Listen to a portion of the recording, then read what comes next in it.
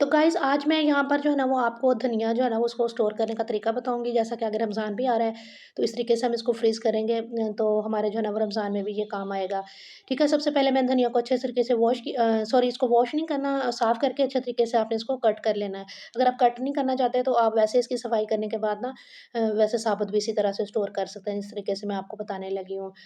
तो इसको आपने इस तरह से टिश्यू पेपर इसके अंदर नीचे किसी बॉक्स में बिछाना है, बड़ा-छोटा जो भी बॉक्स हो आप ले सकते हैं और उसके अंदर आपने सारा कटिंग किया हुआ धनिया जो है ना वो रख देना है। लेकिन एक बात याद रखें कि आपने इसको फ्रीज़र में नहीं रखना, फ्रिज में रखना है और आपका फ्रिज चलता रहना चाहिए 24 घंटे। तो ये 20 से 25 दिन जो है ना वो आपका धनिया बिल्कुल भी खराब नहीं होगा। ये ना हो कि आप इसको फ्रीज़र में उठा के रख दें और फिर कहें कि हमारे तो धनिया खराब हो गया है, फ्रीज़र में तो ये जम जाएगा और फिर यूज़ के काबिल नहीं रहेगा। इसका कलर, टेक्सचर हर चीज़ खराब हो जाएगी। तो इसको ऊपर से भी आपने इस टिश्यू पेपर से कवर करके इसको ऊपर से जो है ना वो लॉक कर देना है। मतलब कि एयर टाइट करके इसको आपने फ्रीज़र में रख लेना है। तो ये आपका धनिया खराब नहीं होगा।